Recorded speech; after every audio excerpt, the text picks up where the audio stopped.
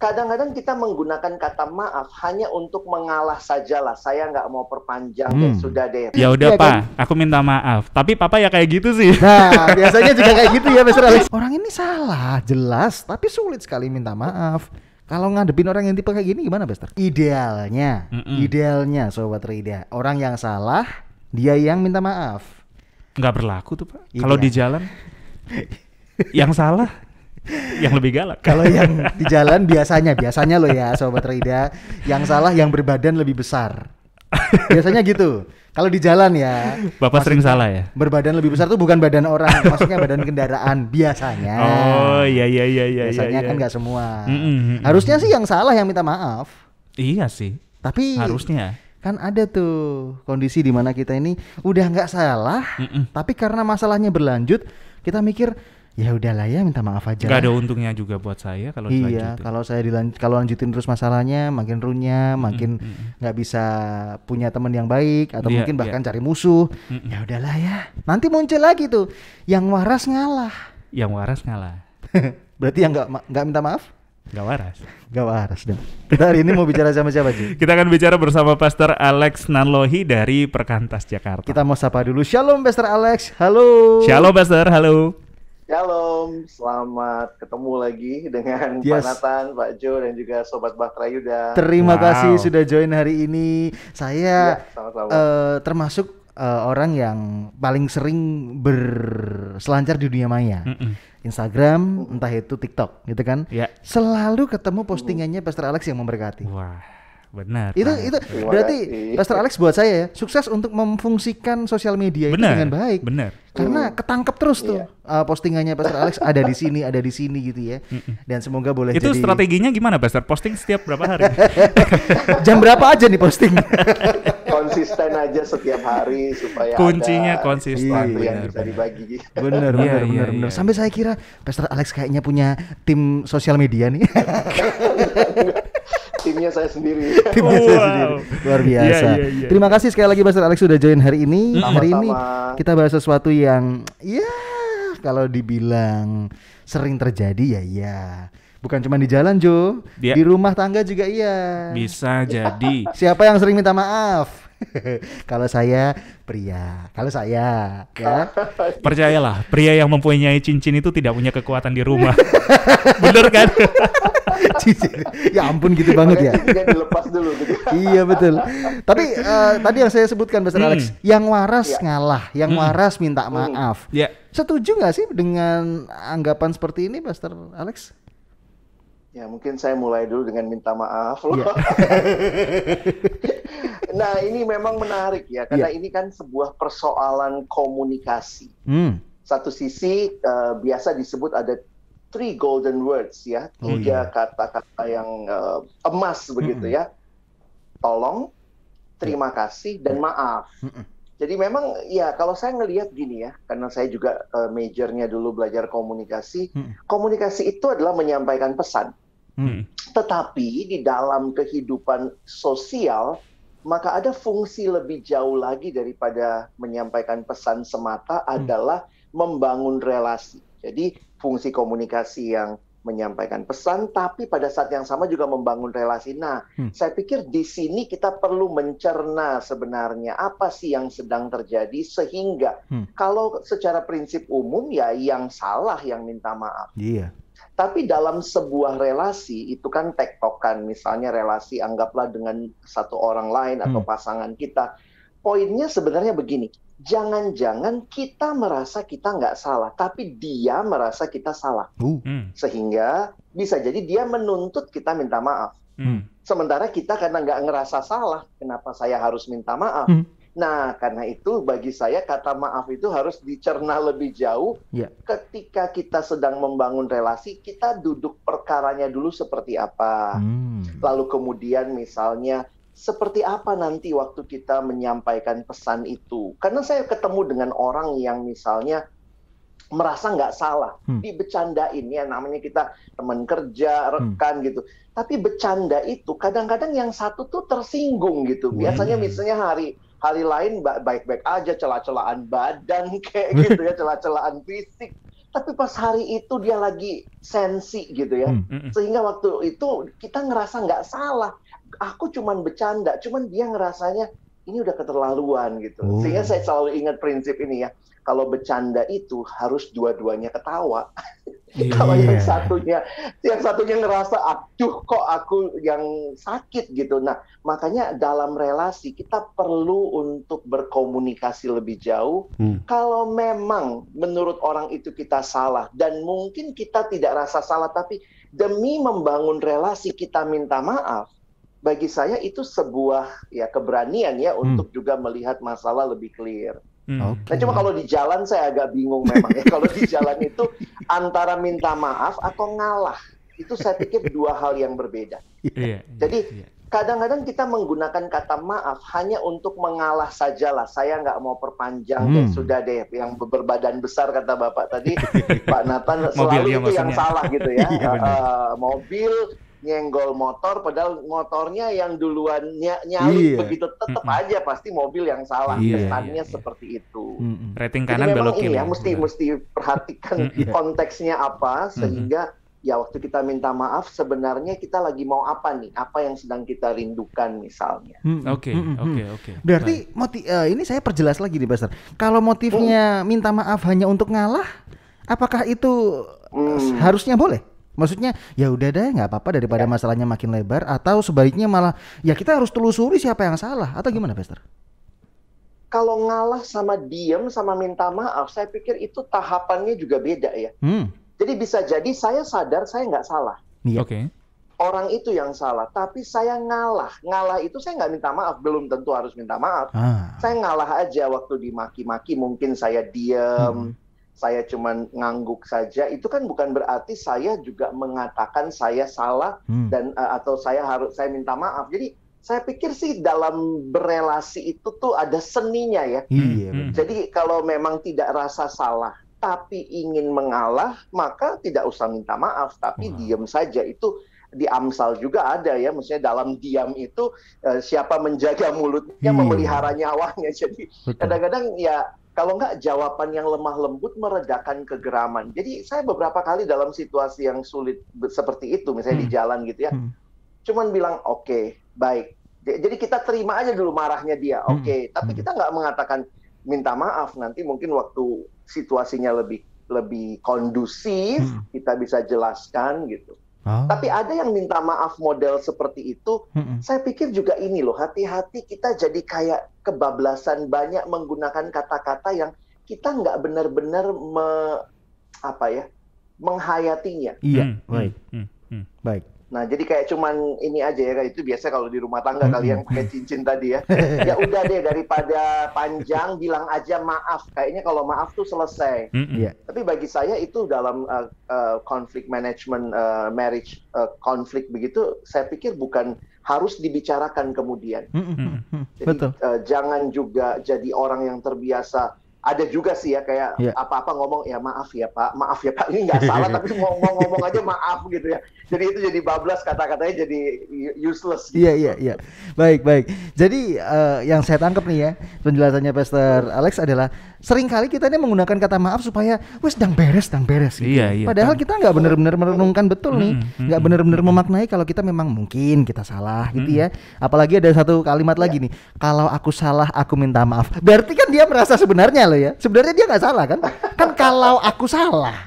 Iya kan? Orang kalau minta tangga ya, Pak ya. Iya benar. Kalau orang yang minta maaf sungguh-sungguh nih Sobat Tri, saya sadar saya salah, saya minta maaf. Gitu kan? Tapi yang ini kalau aku salah gitu, kalau aku salah katanya. Ya udah Pak, aku minta maaf. Tapi Papa ya kayak gitu sih. Nah, biasanya juga kayak gitu ya Mas Alex ya. Kan? Pengalaman pribadi ya Pak. Enggak ya. Tapi kalau efek sampingnya apa Pastor? Kalau misalnya orang yang terlalu sering minta maaf, apakah dianggap remeh sama orang lain atau mungkin kayak gimana Pastor? Iya. Efeknya? Saya pikir sih efeknya pasti ada ya. Contohnya orang yang terbiasa menggunakan maaf tanpa konteks, apapun maaf gitu. Jadi waktu dia ngomong maaf beneran, orang udah pikir memang kamu ngomongnya maaf melulu begitu. Sebenarnya ini jadi kayak ini ya, kita tuh dibesarkan dalam culture yang kata-kata itu sangat bombastis tapi kadang-kadang meaningless. Ya sama lah di gereja juga kadang-kadang ditanya apa kabar, harus jawabnya luar biasa. Kalau lagi biasa-biasa aja. Jadi kan luar biasa itu kan udah paling top ya. Bayangkan kalau memang kita lagi ngerasa luar biasa, apalagi ekspresinya. Kalau kita ngerasa biasa, apalagi ekspresinya. Karena kata-kata yang dipakai harus luar biasa. Jadi itu kalau benar-benar luar biasa mau ngomong apa lagi gitu, karena udah selalu pakai top words gitu ya. Nah termasuk dalam maaf ini, saya lihat efeknya ya bisa jadi orang akan melihat kita tuh ngomong asal ngomong, nggak really mean it, atau seperti yang baru Pak Jo bilang tadi ya, bahwa kita mungkin bisa diremehkan karena gampang lah kalau sama dia pasti nanti dia minta maaf. Kita pokoknya ngotot-ngototan aja, ntar paling dia ngalah kok gitu ya. Jadi rasanya akhirnya benar-benar maaf itu juga jadi kata-kata yang sekadar diumbar begitu, dan efeknya orang akan menilai kita dari kata-kata kita. Baik, seperti itu. Kuncinya ini Sobat Reide yang tadi saya baru disebutkan Pastor Alex ya, orang-orang tuh menilai dari kata-kata kita. Kalau kita sering minta maaf, apa-apa minta maaf, tapi kita nggak memaknai betul kata maaf dan memang kita nggak, posisinya kita salah atau nggak salah kita minta maaf gitu ya. Orang lain kan ini apa sih kok maaf-maaf terus gitu ya. Kayak mohon maaf ya, kayak gampang banget nih ngadepin orang ini ya. Kita yang salah dia yang minta maaf, dia yang salah dia yang minta maaf. Enak bener nih ya. Tapi gini Pastor, kita masuk ke sesi yang atau sudut pandang yang lain. Bagaimana dengan orang yang sulit minta maaf? Entah itu rekan kerja, entah itu pimpinan, entah itu klien kita atau pasangan kita bahkan. Orang ini salah, jelas, tapi sulit sekali minta maaf. Kalau ngadepin orang yang tipe kayak gini gimana, Pastor? Kadang-kadang dalam posisi juga agak ya sadar atau tidak akan menentukan ya. Misalnya kalau dalam posisi pekerjaan, misalnya rule nomor 1 bos nggak pernah salah. Rule nomor 2 kalau bos salah lihat rule nomor 1 misalnya gitu ya. Balik lagi ke situ. Jadi akhirnya memang saya melihat bahwa butuh kerendahan hati untuk bisa minta maaf. Dan karena itu adalah social skill, saya pikir itu bisa dipelajari ya. Makanya kalau kita ikut juga misalnya orang-orang yang ikut kursus kepribadian itu juga itu diajarkan sebagai social skill. Tapi mungkin buat kita orang percaya, mari belajar memaknainya. Saya senang dengan kata yang Pak Nathan pilih tadi. Jadi memang kan dalam tata krama kayak kalau mau ambil apa-apa, maaf, permisi misalnya. Tapi kadang-kadang itu kan jadi seperti buzzword aja tanpa kita really mean it gitu ya. Nah makanya saya pikir waktu saya pelajari begini, kenapa ada orang yang susah minta maaf ya? Jangan-jangan memang dia dibesarkan. Nah, ini sesuatu yang kita juga harus lihat ya, bahwa jangan cuma bilang, wah ini nggak ngerti tata krama atau apa. Tapi belum tentu dalam pola dia dibesarkan dalam kultur yang berani minta maaf. Jadi karena itulah kayaknya kalau kita dalam pergaulan ya, kalau kita punya teman, kita bisa menasehati begitu. Saya ketemu dengan orang-orang tertentu yang dari kecil itu selalu ada dalam posisi yang cukup up. Mungkin karena status sosial ekonomi. Jadi dari kecil tidak pernah merasa salah. Jadi nggak pernah minta maaf. Misalnya ya, ini contoh aja. Karena mungkin cukup berada, bisa punya asisten rumah tangga. Jadi anak dari SD sudah punya asisten rumah tangga sendiri. Itu yang masukin buku sekolahnya, yang masukin tugasnya. Nah itu ada yang begitu. Begitu anaknya lupa bawa buku, dimarahin di sekolah, pulang yang dimarahin mbaknya. Mbak sih nggak masukin. Jadi anak itu nggak pernah dilihat misalnya diajarin tanggung jawab.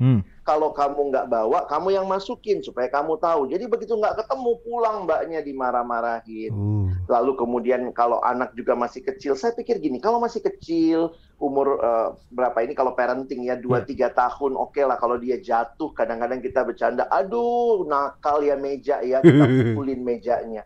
Tapi kalau sudah umur 7 tahun, dia jatuh, lalu yang kita salahin mejanya, kursinya.